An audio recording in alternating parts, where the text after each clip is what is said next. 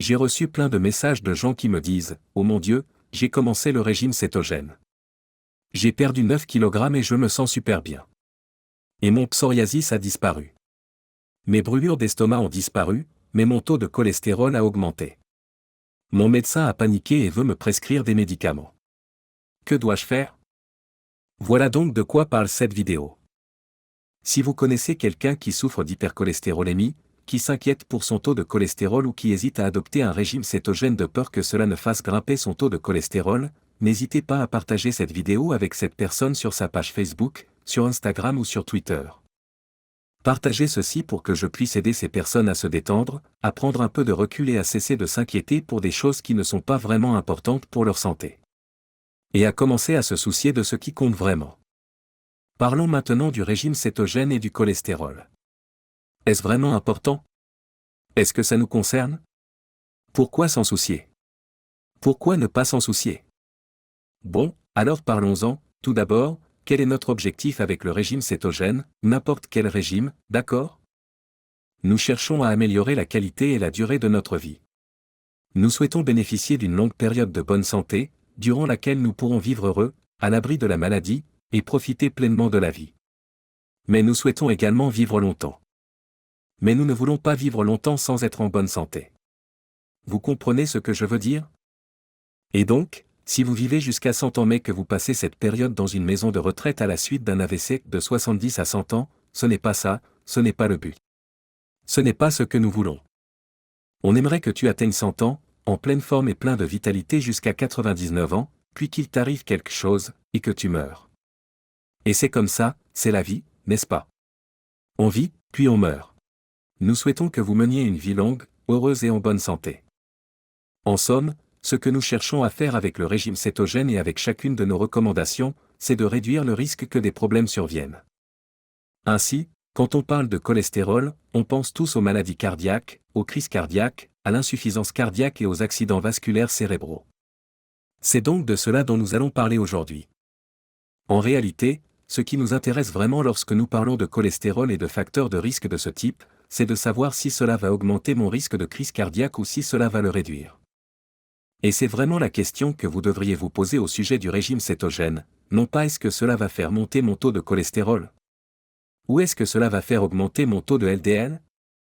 Le cholestérol et le LDL, c'est justement ce qu'on considérait comme un indicateur du risque de maladie cardiaque, n'est-ce pas? C'est à cela que sert le cholestérol.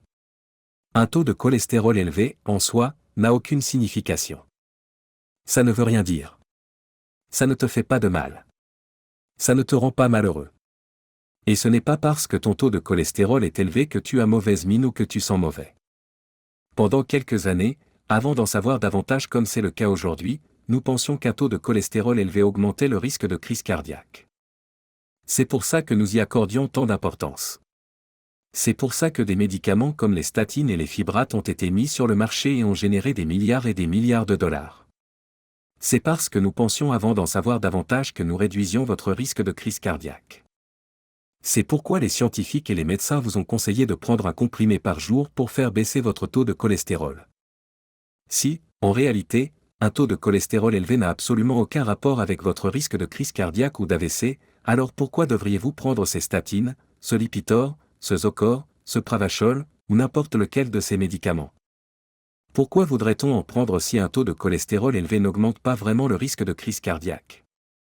Est-ce que ça a du sens? C'est ainsi que, pendant toutes ces années, nous avons utilisé l'hypercholestérolémie comme indicateur, ce que nous pensions être un indicateur d'un risque accru de crise cardiaque ou de maladie cardiaque. En fait, les études montrent, pratiquement sans exception, que la quantité de graisse saturée et de cholestérol que l'on consomme n'a aucun rapport avec le risque de crise cardiaque, de maladie cardiaque, d'insuffisance cardiaque ou d'accident vasculaire cérébral. C'est un mythe. Les médecins et les scientifiques pensaient savoir quelque chose. Et c'est justement quand les médecins croient savoir quelque chose qu'ils sont les plus dangereux. Mais en réalité, nous ne savons pas ce que nous croyons savoir. Et c'est un peu comme ça que ça s'est passé. On s'est laissé induire en erreur par certaines des premières études menées sur le cholestérol et les graisses saturées. Et puis, bien sûr, les grands laboratoires pharmaceutiques s'en sont emparés et ont exploité le filon, car ils y voyaient une mine d'or de plusieurs milliards de dollars. Et donc, bien sûr, ils ont fait ce que font toutes les entreprises. Ils ont essayé de gagner plus d'argent. Et ils s'en sont très bien sortis. À nos dépens, n'est-ce pas? Ils ont fait passer les médecins pour des bouffons. Et ils ont fait payer aux patients un médicament qui pouvait provoquer des effets secondaires tantôt gênants, tantôt graves, et qui, en réalité, ne les protégeait contre rien. Toutes les études, toutes les grandes études sérieuses, montrent donc une chose. Elles montrent que la quantité de graisse saturée que vous consommez, ainsi que la quantité de cholestérol que vous ingérez, n'ont aucun rapport avec votre risque de crise cardiaque ou d'AVC. C'est tout simplement faux. Il y a donc encore des végétaliens, et encore des médecins qui ne sont tout simplement pas encore au courant, qui vous diront, « Oh, si vous consommez du cholestérol, votre taux de cholestérol va augmenter. » Mais une simple recherche sur Google et une heure de lecture, même pour quelqu'un qui a quitté l'école avant le bac, suffisent à montrer que c'est une idée saugrenue. Ce n'est absolument pas vrai. Alors, cessez de vous inquiéter de votre consommation de graisse saturée et de cholestérol. Mangez autant de cholestérol que vous le souhaitez. En réalité, votre corps produit 3000 mg de cholestérol chaque jour. Pourquoi ferait-il cela? Eh bien, peut-être parce que chaque membrane cellulaire de votre corps est en partie constituée de cholestérol. Si je pouvais, comme par magie, passer à travers ton écran et extraire tout le cholestérol de ton corps dès maintenant, sais-tu ce qui se passerait? Bon, certains médecins voudraient vous faire croire que vous seriez en bien meilleure santé. Mais en réalité, ce qui se passerait, c'est que vous mourriez en quelques minutes. D'accord, probablement en moins d'une minute, vous seriez mort si j'éliminais tout le cholestérol de votre organisme. Votre cerveau et vos nerfs sont constitués de cholestérol. Toutes vos principales hormones sexuelles et vos hormones surrénales utilisent le cholestérol comme base structurelle sur laquelle elles sont construites. Toutes vos membranes cellulaires. La membrane de chaque cellule de votre corps contient du cholestérol. Sans cholestérol, la membrane ne peut pas fonctionner. Mais comment peut-on imaginer que cette substance, qui est absolument indispensable à la vie depuis maintenant 100 000 ans, soit soudainement devenue extrêmement nocive pour la santé? Ils affirment qu'il faut essayer d'en réduire la consommation et même d'en éviter complètement. Tu vois à quel point cette affirmation est illogique? Ça n'a vraiment aucun sens. C'est ridicule, non? Bon, votre corps a besoin de cholestérol pour des centaines, voire des milliers de réactions biochimiques, pour former vos membranes cellulaires, pour former votre cerveau et vos nerfs. C'est idiot de faire comme si on n'avait pas besoin de cholestérol. C'est ridicule de faire comme si le cholestérol était mauvais pour la santé. Votre corps dispose de nombreux mécanismes pour s'assurer que vous ayez suffisamment de cholestérol. Ce n'est qu'après avoir fait baisser le taux de cholestérol de tout le monde grâce aux statines que nous avons commencé à assister à une véritable épidémie d'Alzheimer. Je ne dis pas que c'est la cause. Je dis simplement que cela semble clairement lié. Vous ne trouvez pas? Il y a donc des médecins, des diététiciens et des nutritionnistes mal informés qui ne sont pas au courant des dernières avancées. Et ils vont vous faire peur. Ils diront, « Oh là là, ce stupide régime cétogène a fait grimper ton cholestérol total de 50 points. Je vais te prescrire une statine, ça va réduire ton risque de crise cardiaque et d'AVC. » Bon, ne t'en prends pas à ce médecin ou à ce diététicien. Ils ont juste besoin de se mettre à jour. Ils ont un peu de retard. Ils sont sans doute très pris par leur vie personnelle et n'ont pas encore eu le temps de se mettre à jour. Donne-leur un peu de temps, et peut-être qu'ils rattraperont leur retard. En résumé, le message à retenir est le suivant, cessez de vous inquiéter de votre taux de cholestérol total. Cela n'a aucun sens. Vous pouvez vraiment cesser de vous inquiéter de votre taux de LDL. En effet, lorsqu'on examine les études de manière objective, on constate qu'il n'existe pratiquement aucune étude démontrant que le taux de LDL est significativement lié au risque de crise cardiaque ou d'AVC. Alors, si vous ne devez pas vous inquiéter pour ces choses-là, de quoi devriez-vous vous inquiéter? Bon, je vais vous le dire. C'est le petit plus de cette vidéo. Tout comme je vous ai dit de quoi vous ne deviez pas vous inquiéter, je vais maintenant vous dire de quoi vous devez vous inquiéter.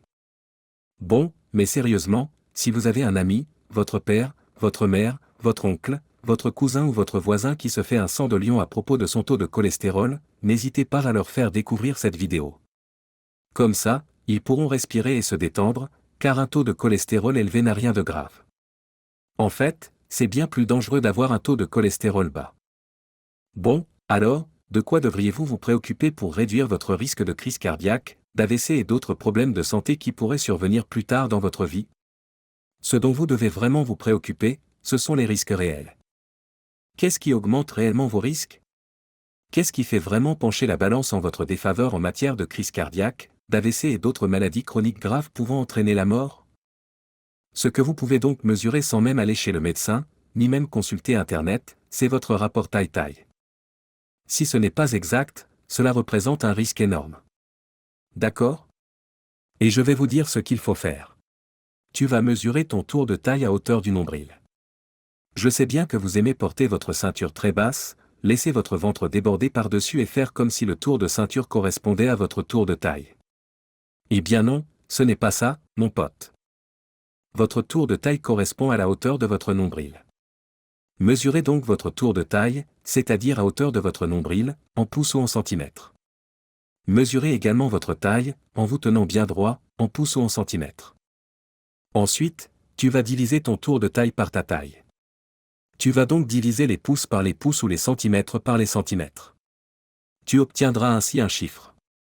Et si votre score est inférieur à 0,5, tout va bien.